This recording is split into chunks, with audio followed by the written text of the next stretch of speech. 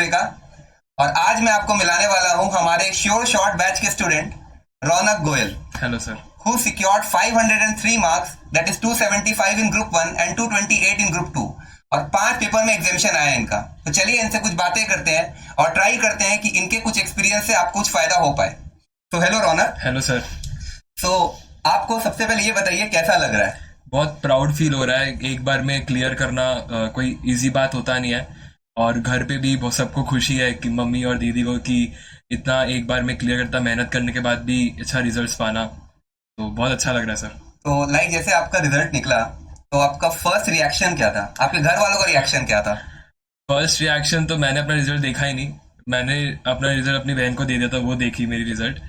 तो अच्छा। उनका रिजल्ट था बहुत शॉकिंग कि दो बोली पास, और आई वाज लाइक मैं बहुत कांप रहा था कि कैसे क्या रिजल्ट आएगा, क्योंकि पहली बार इतना टफ एग्जाम देना और मेहनत करके देना जब, तो लगता है कि क्या रिजल्ट, अच्छा रिजल्ट आए तो ज़्यादा अच्छा लगे। तो बहुत शॉकिंग था और मैं थोड़ा नर्वस भी था और थोड़ा कांप भी रहा था कि अच्छा रिजल्ट आ गया है, पास हो गया हो। तो मेन घर पार्ट पास वर्ड था मेन। तो घर वालों का क्या रिएक्शन रहा आपका रिजल्ट के बाद? बहुत खुश थे घर वाले। मम्मी तो सबसे ज़्यादा खुश थी और दीदी भी मेरी बहुत खुश थी। अच्छा। तो जैसे कि आप एक श्योर शॉट बैच के स्टूडेंट रहे हैं, तो आपको डिफरेंस क्या लगता है? लाइक कोई स्टूडेंट्स अगर नॉर्मल क्लास लेते हैं और आप जैसे श्योर शॉट बैच में आए तो आपको डिफरेंस क्या लगा स्टडी अप्रोच में? शॉर्ट शॉट और नॉर्मल में क्या डिफरेंस है सर, मैं बता सकता हूँ। क्योंकि शॉर्ट शॉट में क्या होता है कि सतीश सर अपना खुद का पर्सनल गाइडेंस हम लोग को प्रोवाइड करते हैं। वीकली सेशंस जो उनका होता है सबसे बेस्ट होता है। उसमें सर हम लोग को बताते हैं कि तुमको कोई भी हफ्ते में, कोई पूरे एक वीक में होता है, तो कोई भी दिक्कत आपको हो रही है या कोई डाउट है कोई सम्स में, डाउट करे तो सर ऑलवेज 24 आवर्स अवेलेबल रहते हैं व्हाट्सएप पे। और ऐसे वीकली में क्या होता है, सर से अपने लाइव इंटरेक्शन गूगल मीट या जूम के थ्रू अपने कर पाते हैं। तो सर से अपने मन की बात, आपका कोई नर्वसनेस हो रहा है कि इतना पढ़ाई कर रहे हो कि याद रह रहा है कि नहीं, तो वो भी आप सर से शेयर कर सकते हो। मतलब बेसिकली एक डिसिप्लिन क्रिएट होता हाँ, है। डिसिप्लिन तो ऑब्वियस है, क्योंकि हम लोग का वीकली टेस्ट भी होता था शॉर्ट शॉर्ट बैच में, सबसे मेन फीचर है उसका।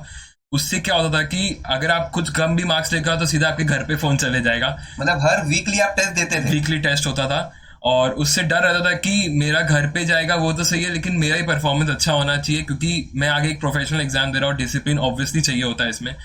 जो सतीश सर के गाइडेंस है और वीकली टेस्ट से जो मैंने बहुत अच्छे से उसको यूज किया, उसका लाइक यूज मैं किया। इनका मैं एक स्टोरी बता रहा हूँ आपको। लाइक हर वीकली सेशन को सारे के सारे स्टूडेंट्स को मैंडेटरीली अटेंड करना पड़ता है। ये इनका डेडिकेशन इतना है कि हॉस्पिटल से ये वीकली सेशंस को अटेंड करते थे। और बताइए आप। और तो वो तो मेरे को एक्चुअली पास करने का मेन था, क्योंकि सीए मेरा पैशन है, मेरे को बहुत मन है सीए बनने का। और मेरे फादर भी सीए है, तो वो और मेरे लिए हेल्पफुल हो जाता है। इसलिए मेरे को हर जगह से कहीं भी अपने आप को कम नहीं करना था कि मैं अपना प्रिपरेशन टू द पॉइंट रखूं और एकदम भी कहीं पे भी ढील ना छोड़ूं कि मेरा मेरा लैग हो जाए, मार्क्स कम आ जाए या किसी भी चीज़ से। तो आज मेरा मार्क्स मेरा मेहनत की वजह से ही आया है। तो तो लाइक मैं आप बहुत जब प्राउड। क्लासेस वगैरह करते थे तो ऐसा था क्या कि वीकली जितना आपका सेशंस आपके दिमाग में रेंज है या फिर शॉर्ट शॉर्ट बैच के अकॉर्डिंगली जितना सेशंस आपको लेना चाहिए था वो पूरा का पूरा टारगेट अचीव होता था, या कभी कभार लैग भी हो जाता था? कभी कभार तो ऑब्वियसली लैग हो सकता है, ये तो नॉर्मल है, क्योंकि बहुत सारे एग्जाम्स मैंने खुद नहीं दिए क्योंकि मेरा प्रिपरेशन नहीं था वो सब सब्जेक्ट्स के चैप्टर्स के ऊपर पे। लेकिन फिर बाद में एसजेसी के थ्रू मतलब इतना हेल्प होता है कि हर हफ्ते आपको फोन आएगा ही एक बार। टेस्ट के एक दिन पहले आपके पास फोन आएगा, गारंटी है कि आपका नेक्स्ट डे टेस्ट है, आप उसके लिए प्रिपेयर कर लो, एग्जाम दे दो। अगर आप नहीं भी दोगे तो उन लोग वापस से अगले हफ्ते बैकअप टेस्ट रखते तो हैं। आपने ऑल 8 सब्जेक्ट्स के ट्यूशन लिए थे? हाँ, ऑल 8 सब्जेक्ट के ट्यूशन। तो लाइक आपके क्लासेस कितने महीने पहले खत्म हो गए थे? कहने का मतलब ये है कि एग्जाम्स के कितने महीने पहले आपने सारे के सारे क्लासेस को ओवर कर लिया था? 2 मंथ्स पहले मेरा सारा क्लास ओवर। 2 मंथ्स पहले आपके सारे क्लासेस ओवर थे? हाँ। फिर आप सीधा अपना सेल्फ स्टडी में घुसे? सेल्फ स्टडी में घुसा मैं। रिवीजन मेरा रेगुलर था। 2 मंथ्स एक्चुअली थोड़ा ज्यादा जल्दी बोल दिया, मेरा 2 मंथ्स भी नहीं था, 1.5 मंथ था। 1.5 मंथ्स मैंने पहले सारे क्लासेस खत्म कर चुके थे और उसके बाद सिर्फ मेरा रिवीजन चल रहा था। अच्छा, आमतौर पे स्टूडेंट्स ये पूछते हैं कि हमें कितने घंटा पढ़ना चाहिए। तो वो जो 45 डेज लाइक 1.5 महीना आपको जो बचा रहा उसमें आप कितने घंटा स्पेयर मतलब पढ़ते थे? ऐसे तो मतलब मैं टारगेट रखता था दिन का, घंटे के हिसाब से नहीं पढ़ा कभी भी। टारगेट होता था दिन में सुबह बैठो, ये चैप्टर्स मुझे करने हैं, मतलब लॉ थ्योरी करनी है, प्रैक्टिकल में थोड़ा बहुत समझ प्रैक्टिस करना है, टैक्स करना है मेन। वो 5 चीज 6 चीज जो होता था वो मैं दिन का करता था। वो टारगेट खत्म हो गया, उसके बाद आई एम फ्री। तो एक दिन में आप कितने सब्जेक्ट्स पढ़ते थे? अपना लॉ ऑडिट मोस्टली 5 सब्जेक्ट होता है। लॉ ऑडिट दिन में थ्योरी 5 subject? थ्योरी तो होते थे, मतलब लॉ ऑडिट लास्ट का 1.5 मिनट्स में तो ये तो किया ही है। लॉ ऑडिट EIS और SM दोनों, और उसके बाद टैक्स और कॉस्ट और अकाउंट्स में अल्टरनेटिवली करते थे, लेकिन ये तो लॉ ऑडिट EISM और टैक्स, ये तो 4 कंफर्म था करना है। और जब आप क्लासेस करते थे क्या आप डेली बेसिस पे रिवीजन करते थे क्या? हाँ, ये मैं बोलूंगा हर बच्चे के लिए मेन है, ये करना ही चाहिए। थ्योरी के लिए तो ये कंफर्म ये करो, क्योंकि क्लासेस के साथ अगर आप पढ़ लोगे तो क्लासेस में आप समझ लिए, फिर आप उसके बाद एक बार याद कर लिए तो आपके दिमाग में बैठ चुका है। अब उसका एक हफ्ते बाद रिवीजन वापस मार लो तो आपको वो फॉर्म होता जाएगा आपके लिए। तो ये जो डेली बेसिस पे आप रिवीजन करते थे उसका फायदा क्या आपको लास्ट 45 डेज में हुआ? सबसे ज्यादा फायदा हुआ सर, मैं आपको बोलूंगा, क्योंकि लॉ ऑडिट वही मेरा जो मैंने क्लास के साथ रिवीजन या फिर जो भी आप लर्निंग बोलो वो मैंने किया, वो मेरे लिए सबसे फायदेमंद था। वो इसलिए मुझे क्या हुआ कि लॉ और ऑडिट मेरे को लास्ट में आराम से मैं रिवीजन कर पाया, नहीं तो अच्छा। वो अगर लर्न नहीं होता तो मेरे को 1.5 मंथ लर्न करने में लगाना निकल पड़ता, जाता। इसलिए। तो और ये जो हर सब्जेक्ट के रिगार्ड में आपने कितने मॉक टेस्ट अपेयर किए? मॉक टेस्ट तो मैं एक्चुअली एज सच कुछ हार्डकोर मैं मॉक टेस्ट कभी भी नहीं दिया कि 3 घंटा बैठ के ही मॉक टेस्ट देना ठीक है, है। मैं वो कभी नहीं किया। मैंने अकाउंट्स का भी 2 दिया था, लॉ कॉस्ट का सर लोग ने कितना 3-4 कंडक्ट करवाए थे, मैंने 3-4 का पेपर किया था सारा। ऐसा मतलब 3 घंटा बैठ के प्रॉपर एक भी एग्जाम्स नहीं दिया मैंने। नहीं दिया, ठीक।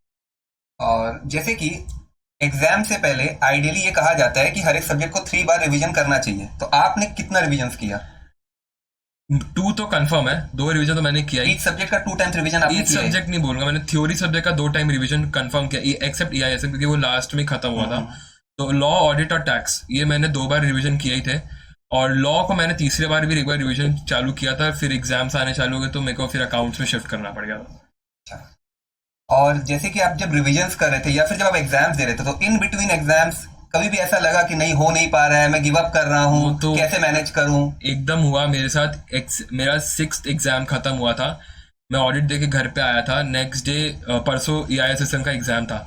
तो उसके मतलब बीच वाले दिन पे इतना मेरा ब्रेक डाउन हो गया कि मुझे लगा कि अब एग्जाम नहीं देते हैं, 6 सब्जेक्ट हो गया, फर्स्ट ग्रुप भी हो गया, नहीं करते। लेकिन मेरे घर वाले, मेरे फैमिली इतने सपोर्टिव थे, मेरी मदर, मेरी बहन, दोनों ने इतना सपोर्ट किया मुझे कि एग्जाम दो, अब तो हो ही गया, 2 एग्जाम बाकी है, हो जाएगा। तो बहुत मेरे लिए हेल्प किया। नहीं, फैमिली सपोर्ट ऑब्वियसली बहुत जरूरी होता है। वो तो है।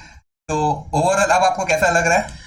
बहुत प्राउड फील हो रहा है और बहुत अच्छा लग रहा है कि एक फर्स्ट अटेम्प्ट में CA इंटर क्लियर हो गया। अब आगे जो फ्यूचर उसके लिए डिसाइड कर सकते हैं अपने आगे क्या करना है। तो अभी आप CA के साथ कुछ और भी पढ़ रहे हो क्या? नहीं, BCom ऑनर्स कर रहा हूँ जेवियर्स कॉलेज से। अच्छा। तो बस इसी रिगार्ड में आपसे कुछ बातें शेयर करने के लिए हमारे सामने रौनक गोयल आए थे। तो इनसे सीखने को बहुत कुछ आप डेफिनेटली आपको मिला होगा। तो थैंक यू सर।